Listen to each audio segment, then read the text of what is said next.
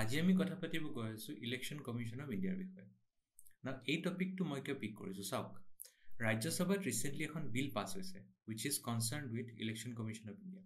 আমি সেই বিলখন কি হয় এইটো বুজিম তাৰ লগতে আৰু মোৰ ইম্পৰ্টেণ্টলি আমি এটা হোলিষ্টিক পিকচাৰ ল'ম that election commission of India হয় কি তাৰ কামবিলাক কি তাৰ কামখিনি সুচাৰুৰূপে হৈ আছে নে নাই বা কি কি চেঞ্জেছ অনাৰ দৰকাৰ আছে লাষ্টত will end with way ahead বা কি কি ছাজেশ্যনছ আছে কি কি ৰিফৰ্মছৰ দৰকাৰ আছে ইলেকশ্যন কমিশ্যন অফ ইণ্ডিয়া আৰু সেই বস্তুখিনি আপোনালোকে যিকোনো এনচাৰ ইউজ কৰিব পাৰিব which is about election commission of India or which is about elections in India, electoral process in India.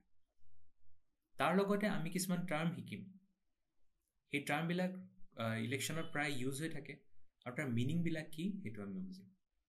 So' all এনকম্পাছিং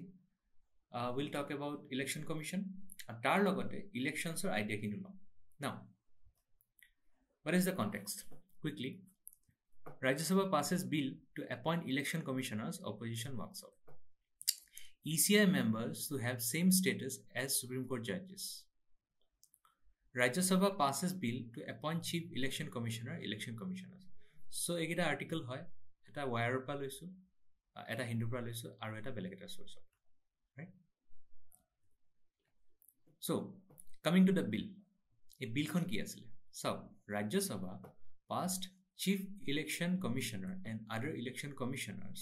appointment conditions of service terms of office bill ekhon hol bill khonor naam right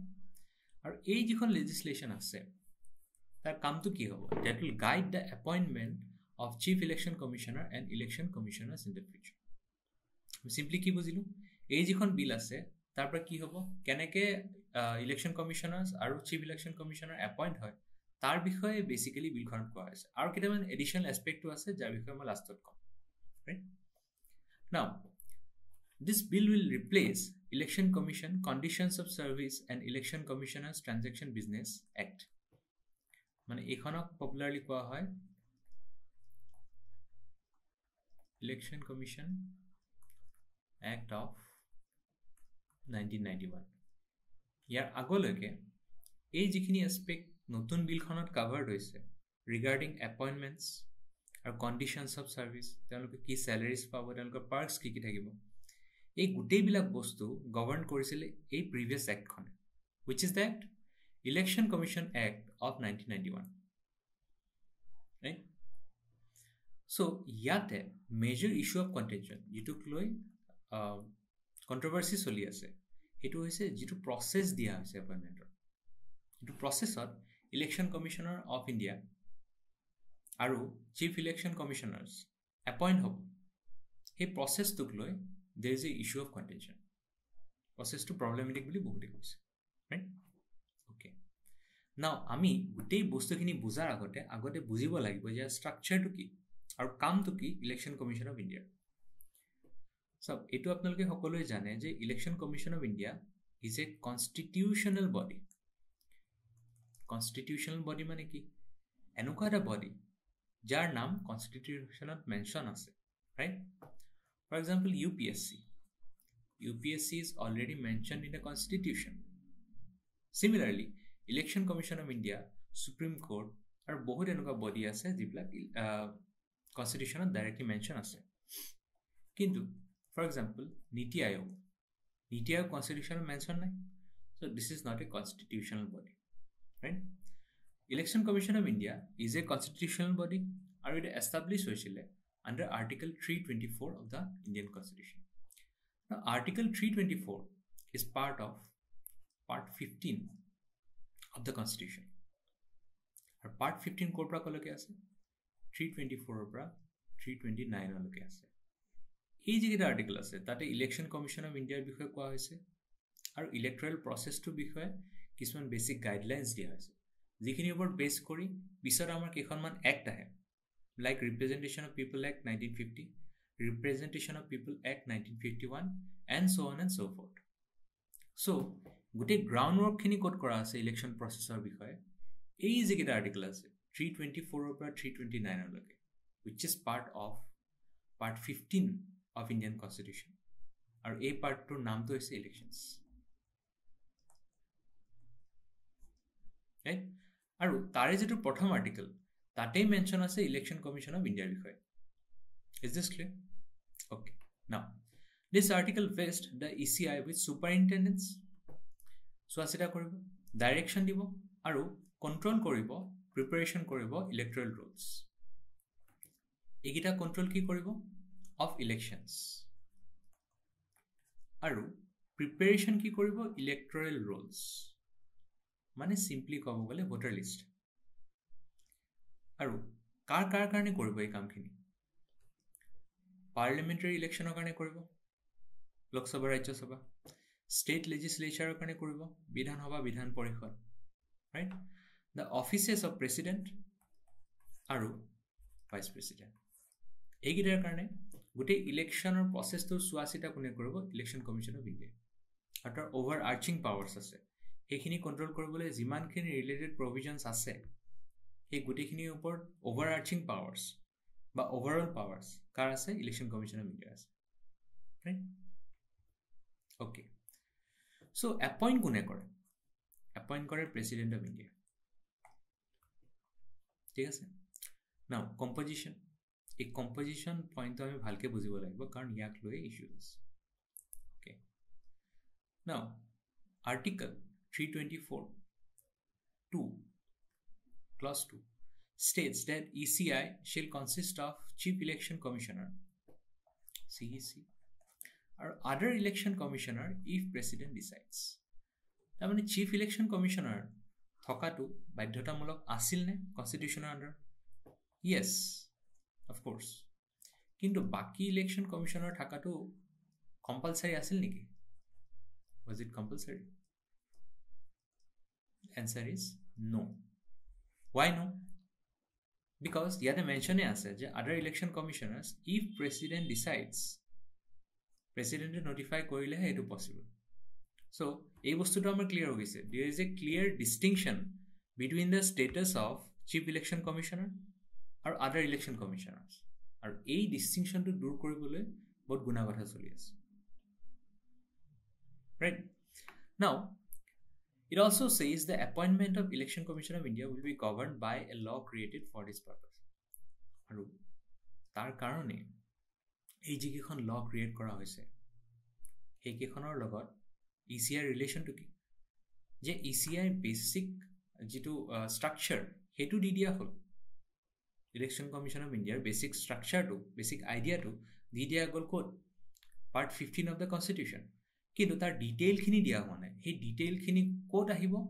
through এ ল এটো বস্তু আপোনালোকে বুজি পাইছেনে সেই কাৰণে যদিও election commission of India constitutional body কিন্তু তাৰ স্ট্ৰাকচাৰিংৰ কাৰণে বা তাৰ এপইন্টমেন্টছৰ কাৰণে তাৰ টাৰ্মছ অফ কন্ডিশনৰ কাৰণে আমাৰ কি আছে এক্সট্ৰা ল আছে যদি ল নাথাকিলে হয় এক যদি নাথাকিলে হয় তেতিয়াহলে বিল পাছ হোৱাৰ কথাটো নাহিলে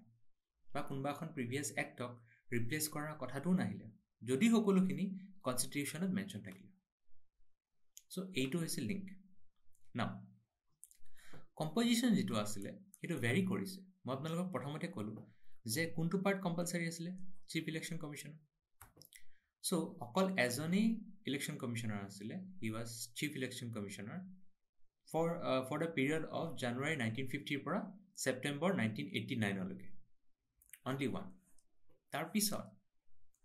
আৰু দুজন এড হ'ল কেতিয়াৰ পৰা অক্টোবৰ 1989 পৰা ডিসেম্বৰ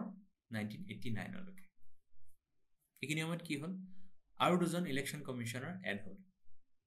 ক্লিয়াৰ আৰু এইটো কোনটো সময়ত হৈছিল এটা এনেকুৱা এটা সময়ত হৈছিল যেতিয়া কনস্টিটিউশনাল এমেন্ডমেন্টৰ থ্ৰু 1988 ভোটাৰৰ যেটো মিনিমাম এজ হেতু 21 পৰা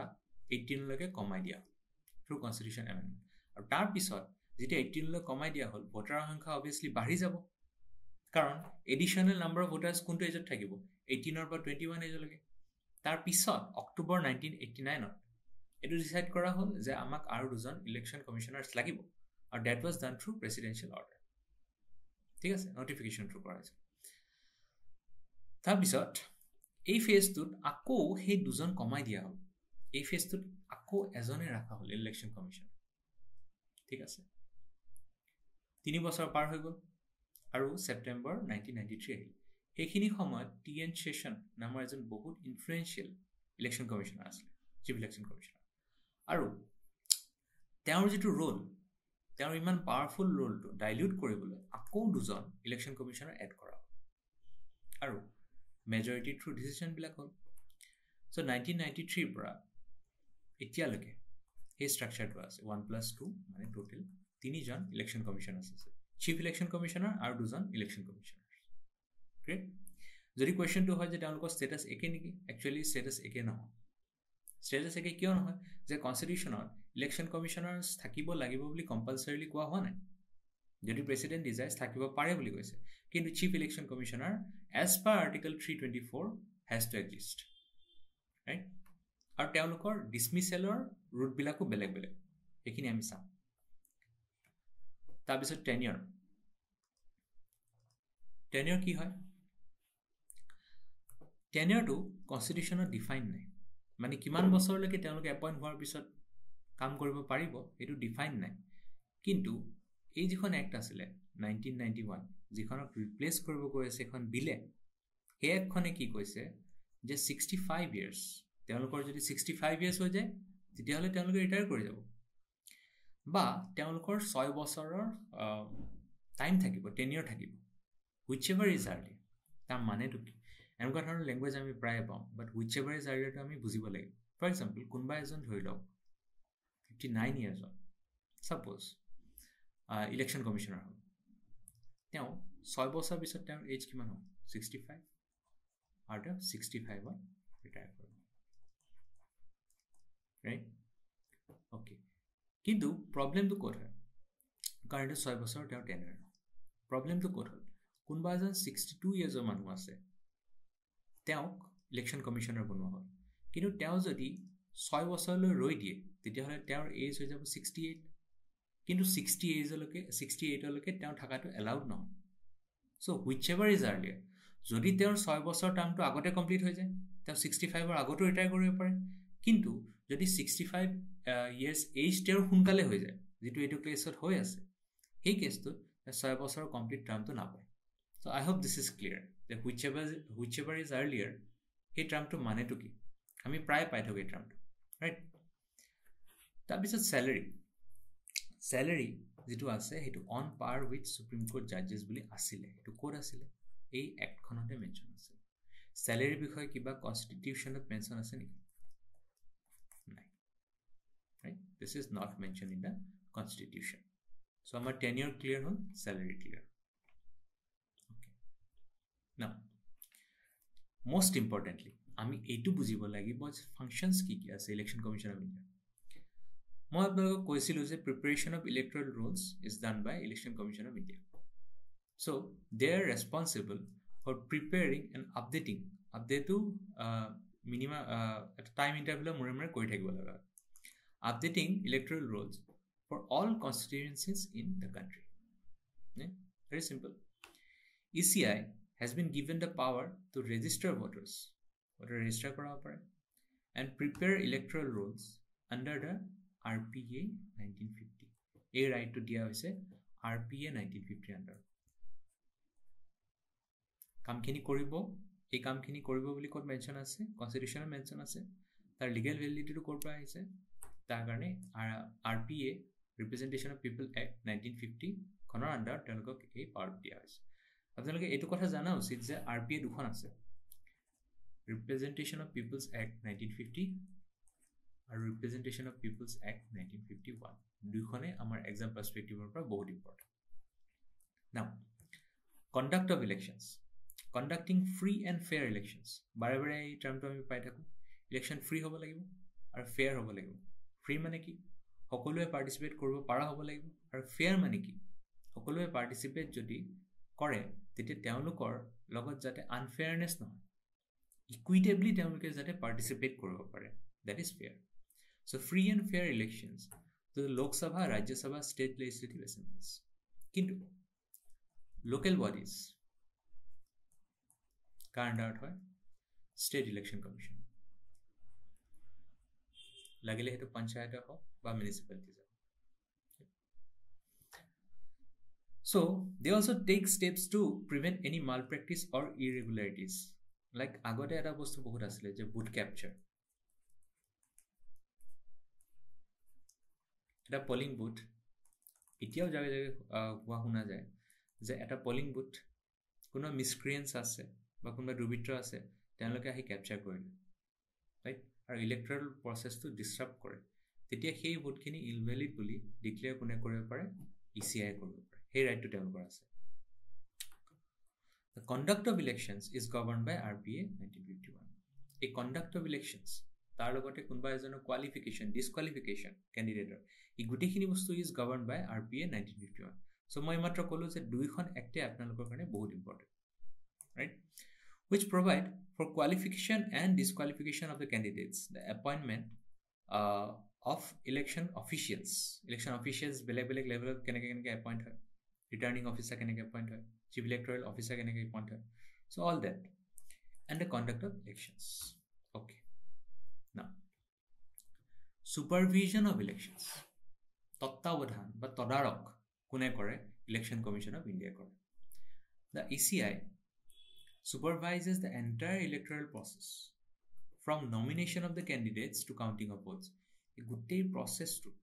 নমিনেশনৰ পৰা ষ্টাৰ্ট কৰি কাউন্টিং অফ ভোটলৈকে গোটেই প্ৰসেসটো ওভাৰসি কোনে কৰে, এটা ওভাৰসি কৰে election commission of India. It has the power to issue directive বা guideline to election officials. So তেওঁলোকৰ ডাইৰেকশ্যনৰ আন্ডাৰত সেইখিনি সময়ছোৱাত ইলেকশন অফিচিয়েলছে কাম কৰি থাকে, যেতিয়া ইলেকশনৰ প্ৰসেসটো এক্টিভেটেড থাকে। Regulation of political parties. Election Commission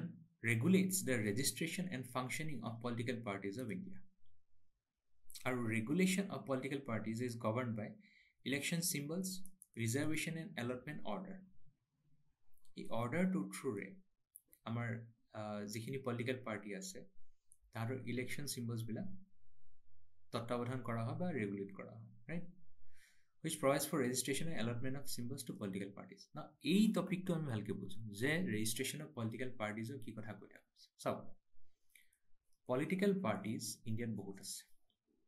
right. এতিয়া সেই পলিটিক্যাল পাৰ্টি বিলাকৰ দুটা ক্যাটেগৰি আছে,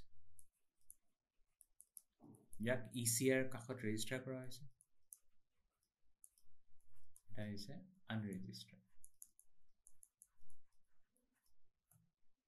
ৰাইট। এতিয়া ৰেজিষ্টাৰ্ড পলিটিক্যাল পাৰ্টিজ বিলাকৰ আৰু দুটা পাৰ্ট আছে, যিবিলাক ৰেজিষ্টাৰ্ড হৈ গৈছে with election commission of India, তাহাঁতৰ দুটা পাৰ্ট আছে, এটা কি recognized and unrecognized. যিবিলাক ৰেকগনাইজ পলিটিক্যাল পাৰ্টি থাকে তেওঁলোকে কিছুমান স্পেচিয়েল পাৰ্কছ পায়, লাইক নেশ্যনেল টেলিভিশ্যনত ফ্ৰী এয়াৰ টাইম পায়, আৰু তাৰ লগতে এক্সট্ৰা বহুত কেইটা পাৰ্কছ আছে। নাও এটা হোমৱৰ্ক দিছোঁ, হোমৱৰ্কটো কি হয় যে আপোনালোকে ৰেকগনাইজ আৰু আনৰেকগনাইজ পলিটিক্যাল পাৰ্টিজ কোনবিলাক আছে সেইটো বুজিব লাগিব, আৰু তাৰ লগতে ৰেকগনাইজ পলিটিক্যাল পাৰ্টিৰ লিষ্টখন আপোনালোকে ক'ব লাগিব, right. That is the work, ঠিক আছে। আমি স্ট্ৰাকচাৰটো বুজিলো, পলিটিক্যাল পাৰ্টিজ বহুত আছে ইণ্ডিয়াত, তাৰ দুটা ক্যাটেগৰি ব্ৰডলি, এই দুটা ক্যাটেগৰি কি, ৰেজিষ্টাৰ্ড, এটা হৈছে আনৰেজিষ্টাৰ্ড, ইলেকশন কমিশন অফ ইণ্ডিয়াৰ লগত ৰেজিষ্টাৰ্ড আছে নে নাই। তাৰপিছত ৰেজিষ্টাৰ্ড বিলাকৰো দুটা ভাগ আমি কৰিব পাৰোঁ, সেইকেইটা কি, এ ৰেকগনাইজড, যিকেইটা ৰেকগনাইজ কৰিছে পলিটিক্যাল পাৰ্টি নেশ্যনেল লেভেলত বা ষ্টেট লেভেলত কোনে, ইলেকশন কমিশন অফ ইণ্ডিয়া, আৰু বাকীকেইটা কি আছে আনৰেকগনাইজড। কুৱেশ্যনটো এইটো আহে, আনৰেকগনাইজ পলিটিক্যাল পাৰ্টি কেইটাই ইলেক্ট্ৰল প্ৰসেছত পাৰ্টিচিপেট কৰিব নোৱাৰে নেকি, ইলেকশ্যনত পাৰ্টিচিপেট কৰিব নোৱাৰে নেকি? বাট এনেকুৱা নহয়, তেওঁলোকে একচুৱেলি পাৰ্টিচিপেট কৰিব পাৰে, but it's just that recognize political party national লেভেলত আৰু ষ্টেট লেভেলত যিবিলাক থাকে তেওঁলোকৰ কিছুমান এক্সট্ৰা পাৰ্কছ থাকে, তেওঁলোকৰ কিছুমান এক্সট্ৰা বেনিফিটছ থাকে, আৰু তেওঁলোকৰ যিবিলাক চিম্বলছ থাকে সেইবিলাক কমপ্লিটলি ৰিজাৰ্ভ তেওঁলোকে কৰিব পাৰে, দেট ইজ নট ৰিইউজেবল, ৰাইট। এই হোল প্ৰসেসটো কোনে গভৰ্ণ কৰে বা কোনে সুপাৰভাইজ কৰে, ইলেকশন কমিশন অফ ইণ্ডিয়া।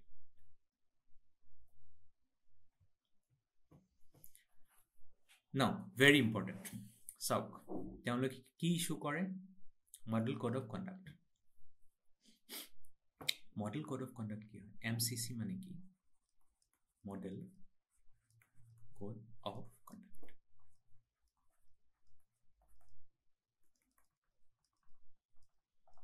আচ্ছা wordটোৰ পৰা আপোনালোকে বুজি পায় যে it's a code of conduct. আপোনালোকে কেনেকৈ বিহেভ কৰিব বা পলিটিক্যাল পাৰ্টি বিলাকে পলিটিক্যাল পাৰ্টিৰ লিডাৰ বিলাকে মেম্বাৰ বিলাকে কেনেকৈ বিহেভ কৰিব it is concerned with that, right? Now it is a model code of conduct. তাৰ মানে কি? Is it legally binding? No, not legally binding. মানে কি? চাওক এনেকুৱা বহুত সময় দেখা যায় যে পলিটিক্যাল লিডাৰ বিলাকে কোনোবা এটা পাৰ্টিকুলাৰ কমিউনিটিক কোনোবা এটা পাৰ্টিকুলাৰ জেণ্ডাৰক বা কোনোবা এটা পাৰ্টিকুলাৰ এৰিয়াক এটেক কৰি কিছুমান স্পিচেছ কেতিয়াবা দিয়ে সেই স্পিচেছবিলাক ৰং বা সেই স্পিচেছবিলাকৰ কাৰণে তেওঁলোকৰ কিবা পাৰ্টিকুলাৰ যদি পানিছমেণ্ট হয় সেইটো কিহৰ আণ্ডাৰ দিয়া হয় model code of conductor under দিয়া হয় ৰাইট যেতিয়া ইলেকশ্যন আহে তাৰ একদম ওচৰত কেম্পেইনিং কৰিব নোৱাৰে it's I think around 48 hours so hey window to kihor under dia hoy model code of conduct under dia ar enuka bahut provision ase jiblake koy je election process to electoral process to free and most importantly fair hobole ki steps lobo lagibo apnaloke ki kaam apnaloke koribo noare hekhini dia hoy model code of conduct under ekhini by consensus hoy tamane it is not legally binding কিন্তু legally binding নহলেও ইয়াৰ ইম্পৰ্টেন্সটো বহুত হয় আৰু এটা কেতিয়া affected আহে যেতিয়া election announce হয় ইলেকশ্যন এনাউন্স কোনে কৰে ইচিআই কৰে ৰাইট তাৰপিছত ইলেকশ্যন নটিফিকেশ্যনখন গভৰ্ণমেণ্টে দিয়ে কিন্তু ইলেকশ্যন এনাউন্সমেণ্টটো ইচিআই কৰে এই ইলেকশ্যন এনাউন্সমেণ্ট কৰাৰ পিছতে model code of conduct by MCC লাগু হৈ যায় এইটো যিবিলাক আপগ্ৰেড কৰিব লাগে তেওঁলোকে বা এইখনৰ ইমপ্লিমেন্টেশন তাৰ দায়িত্ব completely election commission of India under আছে আৰু এটা এসপেক্ট কি হয় চাওক আৰপিএ 1951 ৰ আণ্ডাৰ আৰু বেলেগ বেলেগ ৰুটছৰ থ্ৰু এনেকুৱা বহুত প্ৰভিজন আছে য'ত ডিসকোৱালিফাই কৰিব পাৰি এমপি বা এমএলএ আনসাউণ্ড মাইণ্ডৰ ক্ষেত্ৰতো কৰিব পাৰি বা তেওঁলোকৰ যদি কিছুমান ক্ষেত্ৰত ইনকাৰচাৰেশ্যন হৈছে এটা মিনিমাম টাইম অফ ইনকাৰচাৰেশ্যন যদি হৈছে তেওঁলোক যদি জেলত আছে তেওঁলোক যদি কনভিক্টেড হৈ গৈছে তেতিয়াহ'লে তেওঁলোকৰ ডিসকোৱালিফিকেশ্যন হ'ব পাৰে এনেকুৱা বিভিন্ন প্ৰভিজন আছে এক্সেপ্ট ডিফেকশ্যন পাৰ্টি চেঞ্জ কৰা এন অল এক্সেপ্ট ডিফেকশ্যন বাকী যিবিলাক ৰুটছ আছে যিবিলাকৰ থ্ৰুৰে এমপি বা এমএলএ ডিসকোৱালিফাই হয় মোষ্টলি সেইখিনি তত্ত্বাৱধান কোনে কৰে ইচিআই কৰে ইচিআই ৰেকমেণ্ডেশ্যন দি ইডাৰ প্ৰেচিডেণ্টলৈকে নহয় গভৰ্ণৰলৈকে তাৰপিছত নেক্সট ষ্টেপখিনি এইটো লোৱা যায় যে সেই এমপি বা এমএলএজনক ডিসকোৱালিফাই কৰা যায় কিন্তু ইন কেছ অফ ডিফেকশ্যন এইটো কোনে কৰে লোকসভা স্পীকাৰে কৰে বা বিধানসভাখনৰ যে স্পীকাৰ আছে তেওঁ কৰে ৰাইট চ' এইটো হ'ল প্ৰচেছ ডিসকোৱালিফিকেশ্যন চ' আমি দেখিলোঁ যে বিভিন্ন এনেকুৱা এছপেক্টছ আছে যিবিলাকত ইলেকশ্যন কমিশ্যন অফ ইণ্ডিয়াই বহুত পিভটেল বা ইম্পৰ্টেণ্ট ৰোল প্লে কৰে তাৰপিছত আৰু এটা এছপেক্ট কি হয় চাওক চিলিং লিমিট বুলি এটা বস্তু আছে চিলিং লিমিট মানে কি যে আপুনি এজন কেণ্ডিডেটে চাপ'জ মই এজন কেণ্ডিডেট মই ইলেকশ্যনত কিমান এক্সপেণ্ডিচাৰ কৰিব পাৰিম সেইটো কোনে ডিটাৰমাইন কৰি দিব ইলেকশ্যন কমিশ্যন অফ ইণ্ডিয়াই ডিটাৰমাইন কৰি দিব কিন্তু একেটা কনষ্টিটুৱেঞ্চিত যদি মোৰ কাৰণে বেলেগ এটা লিমিট ধাৰণ কৰে আৰু মোৰ অপনেণ্টজনৰ কাৰণে বেলেগ এটা লিমিট নিৰ্ধাৰণ কৰে তেতিয়াহ'লে সেইটো জানো কাৰেক্ট হ'ব অফক'ৰ্ছ নট চ' এই যিটো চিলিং লিমিট থাকে সেইটো চিমিলাৰলি চিটুৱেটেড কনষ্টিটুৱেঞ্চিবিলাকৰ কাৰণে চিমিলাৰ তাৰ মানেটো কি চাওক এতিয়া এখন সৰু ষ্টেটত ধৰি লওক গোৱাত যিমান এক্সপেণ্ডিচাৰ কৰাৰ দৰকাৰ আছে ইলেক্ট্ৰেল প্ৰচেছটো তাতকৈ বেছি হয়তো এক্সপেণ্ডিচাৰ কৰাৰ দৰকাৰ ইউপিত থাকিব পাৰে ৰাইট চ' ডিফাৰ ক'ত কৰে কেণ্ডিডেট টু কেণ্ডিডেট নকৰে কিন্তু ডাঙৰ ৰাজ্য বা সৰু ৰাজ্যৰ ভিতৰত চিলিং লিমিট মানে চিলিং মানে কি upper limit of expenditure very কৰিব পাৰে এই লিমিটবিলাক কোনে নিৰ্ধাৰণ কৰে এইটো নিৰ্ধাৰণ কৰে ইচিআই ডিচাইডছ So ceiling limit কি আছে পাৰ্লিমেণ্টৰ কাৰণে বেলেগ আৰু ষ্টেট লেজিসলেচাৰ বা এছেম্বলি কাৰণে বেলেগ পাৰ্লিমেণ্টৰ কাৰণে কি হয় 95 লাখ এইখিনি বস্তু নোট কৰি ল'ব আপোনালোকে 95 লাখ for big states আৰু 75 lakh to time update হৈ থাকে এটো ৰিসেন্ট হয় small states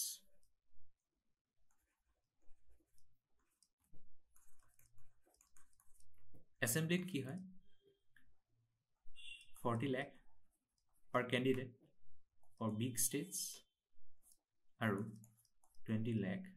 for small states so note this down okay so আমি এটো বুজিলো যে সিলিং লিমিট বা এক্সপেন্ডিচাৰৰ কিমান লিমিট হ'ব পাৰে সেইখিনিও ইলেকশন কমিশন অফ ইন্ডিয়াই নিৰ্ধাৰণ কৰে ৰাইট সো নতুন কিছুমান স্টেপস লোৱা হৈছে এই স্টেপসখিনি আপোনালোকে ভালকে বুজিব মই যে কৈছিলো কিছুমান টাৰ্মৰ বিষয়ে মই ডিসকাস কৰিম এই টাৰ্মখিনি এগিটা হয় বাস ইলেক্ট্ৰনিক ভোটিং মেচিন EVM যাক লৈ বিভিন্ন ডিসকাশন পলিটিক্যাল ফোৰামসৰ হৈ থাকে নাও EVM কি হয় it was introduced to replace ballot papers আগতে কি হৈছিল কিছুমান ballot papers আছিল জিবিলাকত যিজনক আপুনি সিলেক্ট কৰে সেইজনক মাৰ্ক কৰি এই পেপাৰখন জমা দিব লাগিছিল ballot boxত জমা দিব লাগিছিল আৰু সেইবিলাকৰ ম্যানুয়ালি কাউন্টিং হৈছিল না ইস্যুটো কি আছিল ইন্ডিয়াৰ পপুলেশন 1.4 বিলিয়ন হয় হিউজ পপুলেশন আছে ইন্ডিয়া আৰু ইন্ডিয়াৰ জিওগ্ৰাফিক্যাল ৰিচ বিলাক বহুত ব্ৰড হয় তো হেতুৰ ফলত কি হয় যে ইমান কাউন্টিং কৰা যে প্ৰসেস আছে ইমান ভোটস দিয়াৰ কাৰণে ইমান ভোটস যে আহে হেতু কাৰণে কাউন্টিং প্ৰসেসটো কি হয় বহুত টিডিয়াস হৈ যায় ম্যানুয়ালি কৰিলে বহুত লম্বা হৈ যায় তো তাৰ কাৰণে ইন্ট্ৰোডাকশন কৰা হৈছিল EVMsৰ আৰু তাত কি কৰিছিল it increased the efficiency and reliability of the voting process reliability to glow question এতিয়া বহুত আহি আছে কিন্তু no doubt about one thing the efficiency definitely increases significantly reduce the time required for vote counting আৰু সেই resources খিনি কাৰণ চাও electoral process to কাৰণে বহুত মানুহক তাৰ লগত নতুনকৈ ইন্টিগ্ৰেট কৰোৱা হয় বা টেম্পৰেলি আনা হয় ফৰ এক্সাম্পল যিবিলাক টিচাৰ্স আছে তেওঁলোককো এই প্ৰসেসটোত অফিচিয়েল ক্যাপাসিটি মাতি আনা হয় নাও তাৰ লগত এটা ইস্যু কি আছে যে তেওঁলোকৰ প্ৰাইমেৰী কামটো যেটো টিচিং হয় বা যিবিলাক সৰকাৰি বেলেগ অফিচিয়েলস আছে তেওঁলোকৰ অফিচিয়েল কাম কৰে সেইখিনি বহুত পিছ পৰি থাকে বিকজ ভোট কাউন্টিংত আগতে টাইমটো বহুত বেছি লাগিছিল আৰু তেওঁলোক সেই প্ৰসেসটোৰ লগত ইনভলভ হৈ থাকিব লগা হৈছিল কিন্তু এতিয়া কি হ'ল ভোট কাউন্টিং যেটো হয় সেই ভোট কাউন্টিং প্ৰসেসটো কি হ'ল স্মুথেন হৈ গ'ল because this is electronic right so এতিয়া সেই টাইমখিনি বাছিলে আৰু বহুত এক্সপেন্ডিচাৰ ক্ষেত্ৰত পইচা বাছিলে minimize the chances of ballot box tampering ballot box এটা উঠাই লৈ যোৱাটো বা ballot box এটাৰ ভিতৰত কিছুমান ballot paper replace কৰি দিয়াটো সেই chances বিলাক এতিয়া কমি গ'ল কিন্তু EVM or actual legitimacy লৈ বহুত questions আহি থাকে তো সেই বস্তুখিনি we have to be mindful আৰু নিউজ খিনি খুব ক্লোজলি আমি ফলো কৰিব লাগিব regarding that okay now VVPATs voter verified paper audit trail এটো সাফ কৰ this is a VVPAT machine এটোত কি হয় আপোনালোকে যদি ভোট দিছে মোস্টলি এটো দেখিছে যে কিবা এটা চয়েস যদি আপোনালোকে কৰিছে কিবা এটা পাৰ্টি হয় তেতিয়া হলে ইয়াতে সেই চয়েসটো দেখায় এখন এনেকুৱা পেপাৰ আহি যায় এটো পেপাৰ ট্ৰেইল হয় so voter can verify it hence the name so it was implemented following Supreme Court's directive Supreme Court's directive ক্ষেত্ৰত মই কোট কৈ আছো যে state assembly আৰু parliamentary electionত হেতু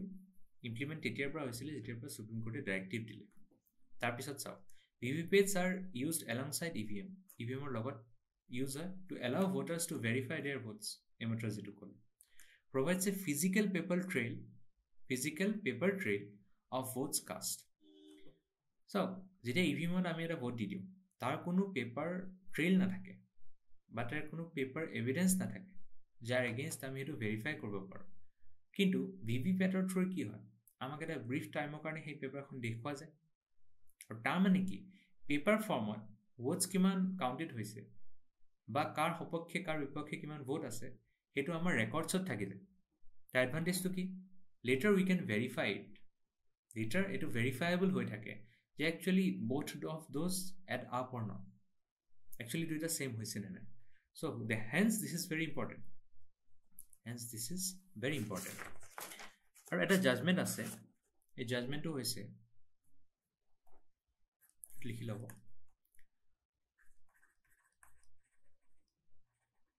Dr. Subramaniam Swamy versus Election Commission of India. 2013. A case to Supreme Court ki kole held that Supreme Court kole the VVPAT is indispensable for free and fair election. কি কলে যে VVPAT is indispensable এটো থাকিবই লাগিব for free and fair elections right so এটো related কিবা question আহিলে আপোনালোকে এটো কোড কৰিব পাৰে মই যেটা কলো যে ম্যানুয়াল ভেৰিফিকেশন ইউজ কৰিব পাৰে যদি কিবা ডিসপিউট হয় কাৰণ ৰেকৰ্ডটো আমাৰ পেপাৰৰ ফৰ্মত থাকি যাব নাও other measures কি আছে NVSP এটা national portal হয় this online portal provides a range of services to voters including online registration correction in voter ID cards and information in polling booths it has improved the accessibility of voters voters eto online formatted koribo para hoise ja folot accessibility bari hoise it's like a form of door to door service karon apnalokor governance eta aspect ki hoy je jiman accessible kibara product hoy kiota public good hoy hetu kimane better so enuka dhorono online portals er through ki hoy je azikali sob jehetu digital মাধ্যমতে হয় এই physically move করা প্রয়োজনীয়তাটো কমি যায় so this is a portal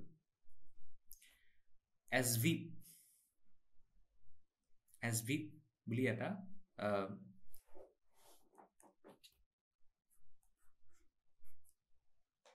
so SVIP কি হয় systematic voter education and electoral participation এটো এটা flagship initiative হয় কাৰ election commission of India এটো কি কৰিছে এৰ কামটো কি it is launched to educate citizens about the electoral process so this is for voter awareness this is to also encourage voter participation আমি প্ৰায় দেখা পাওঁ যে voter participation ইণ্ডিয়াত বহুত সময় ইলেকশনত around 70% এ হোভাৰ কৰি থাকে তাতকৈ বেছি বহুত সিলেক্টেড ইলেকশনছতে হয় so voter participation to বঢ়োৱাৰ কাৰণে we help কৰিব through voter education and voter awareness it includes various outreach and awareness campaigns so this is a very important initiative jodi election commission of India people or logot ba public or logot halke connect koribo pare tetia hole he actually tar jetu purpose asile hetu fulfill hob aru eta ki ase initiative nota hetu hoise none of the above nota mane ki so আমাৰ তাত বহুত options থাকে candidate কিন্তু এনুকাওটো হ'ব পাৰে যে এজন ক্যান্ডিডেটও আমাৰ পছন্দ নহয় তেতিয়া আমি দিবলৈ এই নোটা নামৰ অপশনটো থাকে none of the above it provides voters with option to vote against all candidates আমাৰ এজন ক্যান্ডিডেটও আমাৰ পছন্দ হোৱা তাৰ মানে হেতু কি হেতু এটা ইন্ডিকেশন হয় পলিটিক্যাল পাৰ্টি বিলাকলৈ যে তোমালোকে যোগ্য ক্যান্ডিডেটস আগৰ ইলেকশন বিলাকত দিব লাগিব তেতিয়াহে আমাৰ সাপোৰ্টটো তোমালোকৰ লগত থাকিব right but it doesn't include right to reject now right to reject মানে কি suppose কোনবা এটা ইলেকশনত 51% ভোট নোটা আন্ডাৰ গ'ল এতিয়া হলে obviously কি বাকি ক্যান্ডিডেট কেজনৰ ভোট নোটাতকৈ কমে হ'ব এটা যদি এনেকুৱা সিচুৱেচন আহে যদি ৰাইট টু ৰিজেক্ট থাকিলে হয় তেতিয়াহ'লে সেই কনষ্টিটুৱেঞ্চিটোত আকৌ নতুনকৈ ইলেকশ্যন পাতিব লগা হ'লেতো নতুন কেণ্ডিডেটছ দি সেইটো কিয় সেইটো মিনিংটো এইটো হয় যে যিকেইজন ইলেক্টৰ্ছ আছে যিকেইজন ভোটাৰ্ছ আছে তেওঁলোকে সেই কেণ্ডিডেট গোটেইকেইজনকে ৰিজেক্ট কৰিছে কিন্তু একচুৱেলি ইণ্ডিয়াত বৰ্তমান সেইটো চিটুৱেশ্যন নাই যদি কোনোবাই কেনেবাকৈ 51%টো নোটাত কোনোবা এটা কনষ্টিটুৱেঞ্চিত ভোট আহে তেতিয়াহ'লে যদি নেক্সট হায়েষ্ট পাৰ্চেণ্টেজ 10%টো হয় ছাপ'জ এ আৰু তাৰপিছত আছে 5% বি আৰু বাকী কেইজনৰ তাতকৈ কম ভোট আছে তেতিয়াহ'লে কেণ্ডিডেট এ জিকিব ইৰেছপেক্টিভ অফ দ্য ফেক্ট যে আচলতে 51% আধাতকৈ বেছি মানুহে কি ভোট দিলে none of the above so সেইটোৰে মিনিং হৈছে it doesn't include right to reject so নোটাৰ বেকগ্ৰাউণ্ডটো আপোনালোকে চাওক this is C-Vigil app citizen vigil app এইটোৱে কি কৰে চাওক it developed to enable citizens to report any violation of MCC during elections basically কি কৰা হয় আপোনালোকে ইলেক্ট্ৰনিক মাধ্যমৰ থ্ৰু কিবা এটা যদি ভায়োলেশ্যন হৈছে মডেল কোড অফ কণ্ডাক্টৰ কোনোবা মিছক্ৰিয়েণ্টে যদি তেনেকুৱা কৰিছে বা কোনোবা কেণ্ডিডেটে যদি সেনেকুৱা কৰিছে যে ৰিজনেল স্লাৰ্ছ তেওঁলোকে ইউজ কৰিছে বা কমিউনেল স্লাৰ্ছ তেওঁলোকে ইউজ কৰিছে তেতিয়া সেই বস্তুখিনি ৰেকৰ্ড কৰিবলৈ C-Vigil এপ আছে এইটোৱে কি কৰে ৰিয়েল টাইম ৰিপৰ্টিং কৰিব পাৰে যিখিনি সময়ত ঘটনাটো হৈ আছে এইখিনি সময়তে আপোনালোকে সেই ৰিপৰ্টিংটো কৰিব পাৰে আৰু তেতিয়া কি হয় swift action can be taken by Election Commission of India তেতিয়া strict আৰু swift action Election Commission of India সেই পাৰপেট্ৰেটৰজনৰ এগেইনষ্টে ল'ব সেইটো বুজি পালে C-Vigil এপ এইটো চিটিজেন পাৰ্টিচিপেশ্যনৰ বহুত ইম্পৰ্টেণ্ট এছপেক্ট হয় আৰু এই পাৰ্টটো বহুত ইম্পৰ্টেণ্ট এইটো কি হয় COVID-19 স্পেচিফিক মেজাৰ্ছ কি লৈছিলে এটা কনচেপ্ট আছে পোষ্টেল বেলট কিহৰ ফৰ্মেট হয় ৰিমোট ভোটিঙৰ ফৰ্মেট হয় ৰাইট আপোনালোকে ডাইৰেক্ট গৈ বেলট বক্সত বা ইন দিছ কেছ EVMত গৈ পেলাই ভোটটো নিদিয়ে দূৰৰ পৰাই দিয়া যায় so' postal ballot for senior citizens basically এইটো এটা অৰ্ডাৰ হয় ইনফেক্ট এইটো এটা চিঠি হয় ইলেকশ্যন কমিশ্যন অফ ইণ্ডিয়া দিয়া তাত কি কৈছে subject postal ballot facility for senior citizens above 60 years and PWD electors এই প্ৰভিজনটো কিয় ক্ৰিয়েট কৰা হৈছিলে বিকজ ক'ভিডৰ সময়ত যিখিনি ছিনিয়ৰ চিটিজেনছ আছিলে স্পেচিয়েলি যিবিলাক 80+ years আছিলে they were particularly susceptible to this virus right comorbidity তেওঁলোকৰ বেছি আছিলে বহুত ক্ষেত্ৰত চ' পোষ্টেল বেলটছ তেওঁলোকৰ কাৰণে প্ৰভিজনটো এক্সটেণ্ড কৰা হ'ল আৰু কি এক্সটেণ্ড কৰা হ'ল পলিং আৱাৰ্ছ এক্সটেণ্ড কৰা হ'ল যাতে মানুহখিনি আৰামত গৈ ভোটটো দিব পাৰে যাতে দুজন মানুহৰ মাজত ডিষ্টেঞ্চটো ৰখাটো সেইখিনি সময়ৰ মাজত পচিবল হয় strict health protocols for safety of voters and polling staff ভোটাৰ্ছৰ ছেফটিৰ লগতে পলিং ষ্টাফৰো ছেফটিটো বহুত ইম্পৰ্টেণ্ট আছিলে because they were the frontline warriors to continue the electoral process electoral democracy in India even in those dire times সেইখিনি বেয়া সময়ৰ ভিতৰতো বা সেইখিনি বেয়া সময়তো এইকেইজন পলিং ষ্টাফে আছিলে যিয়ে ইলেক্ট্ৰেল পলিটিক্সৰ এই যে আটাইতকৈ ইম্পৰ্টেণ্ট এছপেক্ট ইলেকশ্যনছ সেইটো সুচাৰুৰূপে লৈ গৈছিলে চ' ষ্ট্ৰিক্ট হেল্থ প্ৰট'কলছো দিয়া হৈছিলে so' these are COVID-19 specific measures so' আপোনালোকে দেখা পালে যে কিমান ভাষ্ট ৰেঞ্জিং পাৱাৰ্ছ আছে আৰু কিমান ভাষ্ট ৰেঞ্জিং ইমপ্লিমেণ্টেশ্যনছ কৰিছে election commission of India this is a vital body right so' recent চেঞ্জেছটো আমি এতিয়া বুজিম চাওক আপোনালোকে কি বুজিলে ইলেকশ্যন কমিশ্যন অফ ইণ্ডিয়া কেনেকুৱা হয় তাৰ ফাংচনিংখিনি কি আৰু কি নতুন ইন'ভেশ্যনছ আছে এতিয়া আমাৰ কাৰণে এইটো বুজাটো সহজ হ'ব যে ৰিচেণ্টলি কি চেঞ্জেছ অনা হ'ল recently Supreme Court had in March ruled that committee comprising of Prime Minister, Leader of Opposition and Chief Justice of India should approve the appointment of ECI members. মই আপোনালোকৰ লগত appointment of ECI members কথা পাতিছিলোঁ তাতে এটা বস্তু এইটোতো mention মই কৰা নাই যে ইলেকশ্যন কমিশ্যন অফ ইণ্ডিয়াৰ এপইণ্টমেণ্টছটো কনষ্টিটিউশ্যনত মেনশ্যন আছে সেইটো কিয় কৰা নাই বিকজ সেইটো মেনশ্যন নাই যে কি মেথডৰ through election commission of India যিবিলাক ইলেকশ্যন কমিশ্যনাৰ্ছ আছে আৰু যিজন চিফ ইলেকশ্যন কমিশ্যনাৰ আছে তেওঁক এপইণ্ট কৰা হ'ব সেই মেথডটো কনষ্টিটিউশ্যনত মেনশ্যন নাই ৰাইট আৰু তাৰ কাৰণেই কোনখন এক্টত এইটো আছে 1991 যিখন এক্টৰ কথা মই কৈছিলোঁ regarding election commission of India সেইখনত মেনশ্যন আছে ৰাইট প্ৰব্লেমটো ক'ত প্ৰব্লেমটো হৈছে সেই এক্টখনত এই পাৰ্টটোহে মেনশ্যন আছে যে তেওঁলোকৰ চেলাৰিজ এণ্ড পাৰ্কছ কি হ'ব কোনটো বস্তু মিচিং যে কোনখন কমিটিয়ে তেওঁলোকক ইলেক্ট কৰিব সেইটোৰ ক্ষেত্ৰত কোনো ক্লিয়াৰিটি নাই আৰু তাকে আনিব চেষ্টা কৰিছিল সুপ্ৰিম কোৰ্টে কি ক'লে মাৰ্চ 2ত এটা জাজমেণ্ট দিলে সেই জাজমেণ্টটোত কি ক'লে that a committee comprising of Prime Minister plus Leader of Opposition plus Chief Justice of India এই তিনিজনৰ এখন কমিটি থাকিব বস্তুখিনি বুজাওক এই তিনিজনৰ এখন কমিটি থাকিব সেই কমিটিখনে ডিচাইড কৰিব যে নেক্সট ইলেকশ্যন কমিশ্যনৰ কম্পজিশ্যনটো কি হ'ব কোন তাতে থাকিব কোন মেম্বাৰ্ছ হ'ব সেইখিনি কোনে ডিচাইড কৰিব এই 3 মেম্বাৰ্ছ কমিটিখনে ডিচাইড কৰিব হাই পাৱাৰ্ছ কমিটিখনে ডিচাইড কৰিব ৰাইট নাও চেঞ্জটো কিয় ইম্পৰ্টেণ্ট আছিলে বিকজ ইয়াৰ আগলৈকে গোটেই এপইণ্টমেণ্টখিনি চিফ ইলেকশ্যন কমিশ্যনাৰ আৰু আদাৰ ইলেকশ্যন কমিশ্যনাৰ দুজনৰ এপইণ্টমেণ্টখিনি গভৰ্ণমেণ্টে কৰিছিলে যদি গভৰ্ণমেণ্টে তেওঁলোকক এপইণ্ট কৰে গভৰ্ণমেণ্টে নিজৰ হিচাপত মানুহ দিয়াৰ সম্ভাৱনাটো বেছি ৰাইট আৰু তেতিয়া জানো ইলেকশ্যন কমিশ্যনাৰবিলাক কমপ্লিটলি 100% বায়াছড হোৱাৰ সম্ভাৱনা আছে সম্ভাৱনা বহুত কম ৰাইট চ' এই কমিটিখন থাকিলে কি হ'ব জুডিচিয়াৰী এটা পাৰ্ট আছে আৰু এটা অপজিশ্যনৰ পাৰ্ট আছে এটা প্ৰাইম মিনিষ্টাৰ আছে চ' সকলোৰে জোখাৰে এজন নিউট্ৰেল কেণ্ডিডেটক চিফ ইলেকশ্যন কমিশ্যনাৰ বা আদাৰ ইলেকশ্যন কমিশ্যনাৰ্ছ বনোৱাৰ সম্ভাৱনা থাকে কিন্তু এই যিটো ডিচিশ্যন আছিলে সুপ্ৰিম কোৰ্টৰ সেইটো নালিফাই কোনে কৰিলে সেইটো নালিফাই কৰিলে পাৰ্লিমেণ্টে আৰু পাৰ্লিমেণ্টে কি ক'লে যে প্ৰাইম মিনিষ্টাৰ থাকিব ঠিক আছে তাৰ লগত লিডাৰ অফ অপজিশ্যন থাকিব ঠিক আছে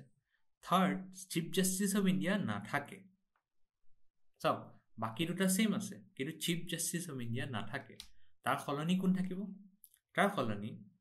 a cabinet minister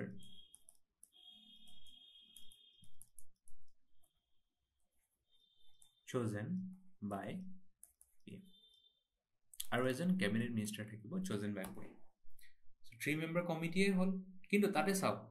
এক্সিকিউটিভৰ ফালৰ পৰা দুজন মেম্বাৰ হৈ গ'ল আৰু 2 versus 1 হৈ গ'ল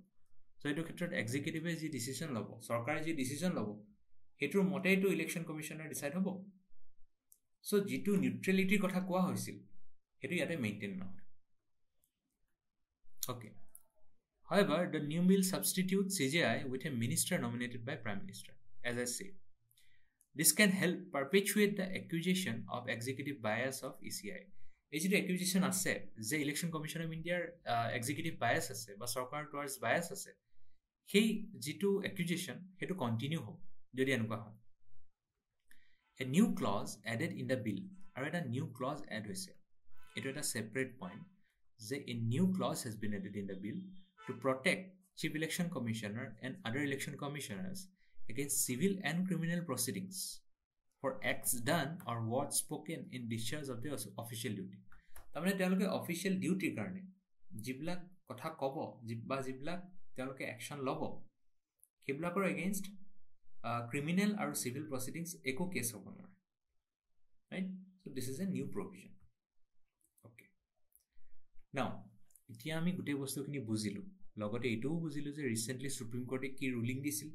আৰু তাৰ এগেইনষ্টে গৈ পেলাই গভৰ্ণমেণ্টে কি কৰিলে more importantly we have to understand যে ইলেকশ্যন কমিশ্যন অফ ইণ্ডিয়াৰ ফ্ৰণ্টত নেক্সট ৰোড টু কি আছে what is the path ahead কি ইম্পৰ্টেণ্ট ডাইমেনশ্যন আছে আৰু কি ৰিফৰ্মছৰ প্ৰয়োজনীয়তা আছে এই বস্তুখিনি আপোনালোকে ভালকে লিখি লওক চাওক ৰিগাৰ্ডিং দ্য 3 member কমিটি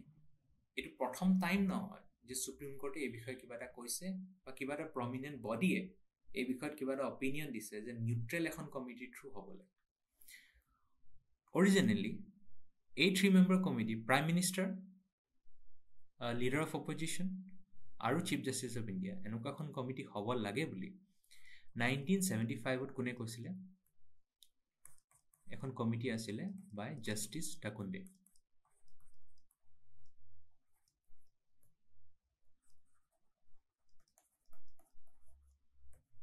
ঠিক আছে।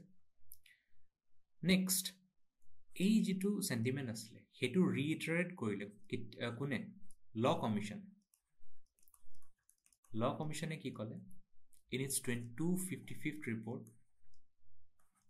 said the same thing, যে এখন কমিটি হ'ব লাগে, কমিটিখনত কোন থাকিব? Prime minister, leader of opposition আৰু CJI। ঠিক আছে। Very importantly, second ARC, Second Administrative Reforms Commission,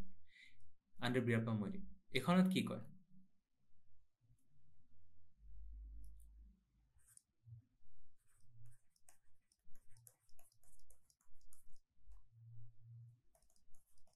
Ethics in Governance বুলি এটা ৰিপৰ্ট আছিল তাতে।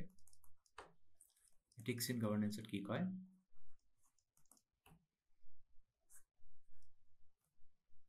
কমিটিটো ফৰ্ম হ'ব লাগে, তাত কোন কোন থাকিব? প্ৰাইম মিনিষ্টাৰ, তাৰপিছতে Lok Sabha speaker, leader of opposition, পৰ্টত থাকিব ৰাজ্যসভা, ডেপুটি চেয়াৰমেন,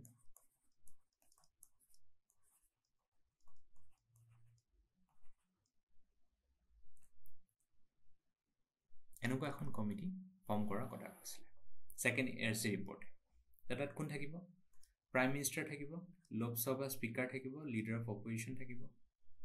তাৰপিছতে ডেপুটি চেয়াৰমেন থাকিব আৰু ল মিনিষ্টাৰ থাকিব।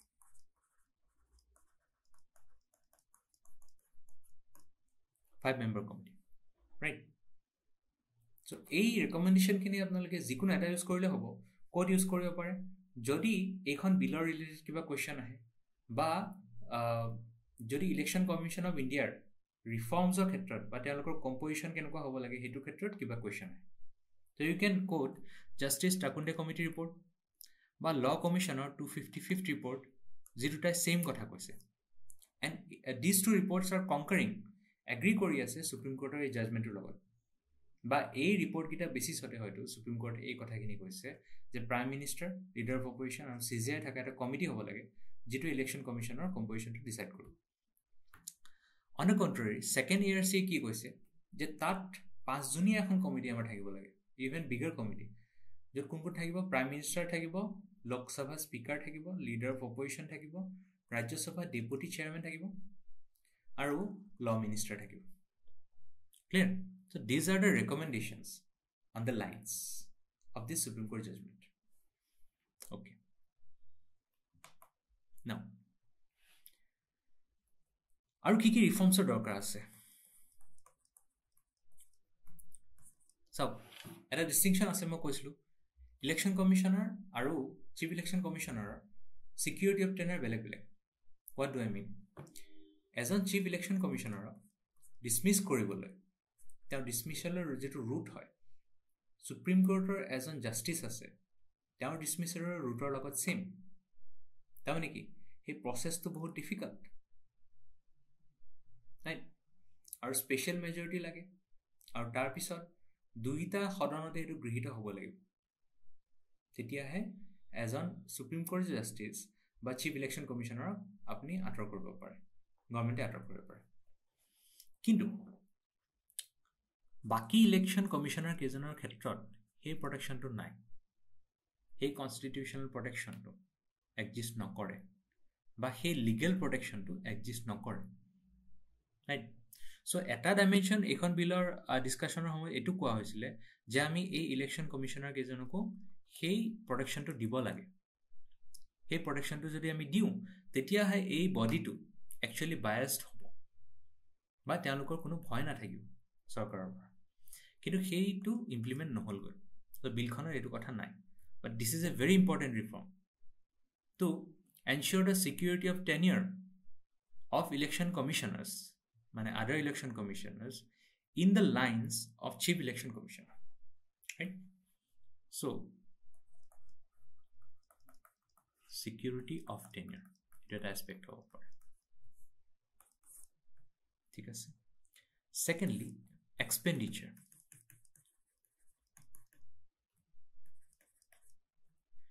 Expenditure যেটো আছে হেতু কাৰণে গভৰ্ণমেণ্টৰ ওপৰত ডিপেন্ড কৰিব লগা হয়. ডাইৰেক্টলি হেতু আমি চাৰ্জ কৰিব লাগে, should be charged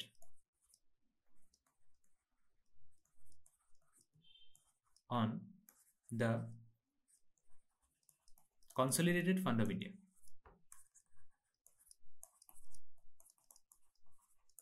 These suggestions are very important. Hope you're noting it down. Third, statutory backing of MCC. MCC মানে কি? Model Code of Conduct. মই এটা কথা কৈছিলো যে MCC কোনো লিগেল ব্যাকিং নাই, বাট থাকাটো উচিত হয় না নহয়? অফ কোর্স হয়. যদি মডেল কোড অফ কন্ডাক্টৰ লিগেল ব্যাকিং নাথাকে হেতু এনফোৰ্স কৰাৰো কোনো লিগেল ভ্যালিডিটি নাথাকিব. জাস্ট বিকজ পলিটিক্যাল পাৰ্টিবিলাকে এতিয়ালৈকে কনসেনসাসত আছে, তেওঁলোকে এগ্ৰি কৰি আছে, সেইকাৰণে এতিয়ালৈকে মডেল কোড অফ কন্ডাক্ট চলি আছে. কিন্তু ইলেকশন কমিশন অফ ইণ্ডিয়াৰ কোনো উপায় নাথাকিব যদি এদিন সেই কনসেনসাসটো শেষ হৈ যায় বা কোঅপাৰেট কৰিবলৈ ৰিফিউজ কৰে পাৰ্টিবিলাকে, ৰাইট? সো সেইকাৰণে এটা স্ট্যাচুটৰি ব্যাকিং থাকাটো বহুত দৰকাৰী of the whole model code of conduct. চাওক, কিছুমান পাৰ্টিকুলাৰলি যিবিলাক ইনষ্টেন্সেছ আছে যিবিলাক বহুত গ্ৰছ ভায়োলেশ্যন হয় মডেল কোড অফ কন্ডাক্টৰ, যেনেকৈ কোনোবাই যদি কিবা স্লাৰ্ছ কৰে, কমিউনেল স্লাৰ্ছ কৰে, তেতিয়া তাৰ লগত ৰিলেটেড কিছুমান ডিছকুৱালিফিকেশ্যন ক্ৰাইটেৰিয়া ক'ত মেনশ্যন আছে? RPAত মেনশ্যন আছে, ৰিপ্ৰেজেণ্টেশ্যন অফ পিপলছ এক্টত মেনশ্যন আছে, বাট সেইবিলাক বহুত ফিউ এণ্ড ফাৰ বিটুইন. অভাৰঅল গোটেই MCCখনক ইমপ্লিমেণ্ট কৰিবৰ কাৰণে কোনো ল নাই, যিটো থাকাটো উচিত, ৰাইট? অ'কে. ফ'ৰ্থ, ল কমিশ্যনৰ যিখন এখন 255th ৰিপৰ্ট আছিলে, সেইখনে আৰু এটা কথা কৈছিলে. এনে কি কৈছিলে? Article 324 should be amended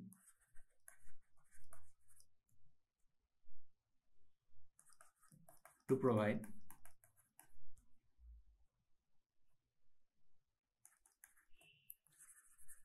independent and permanent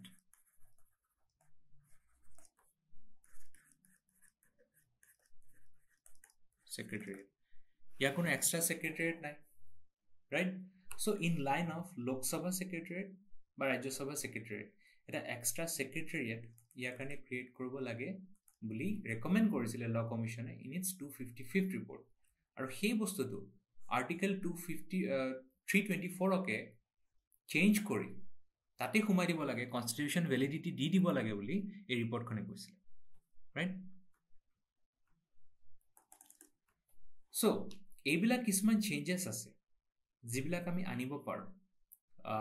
election commission of India, তাৰ বিহেভিয়াৰ, তাৰ ৰোল, তাৰ কম্পজিশ্যন, আৰু how it competes with the evolving issues. আজিকালি ইলেক্ট্ৰল প্ৰচেছটো বহুত ডাইনামিক হৈ গৈছে because of the increase in population, because of diversification of communities.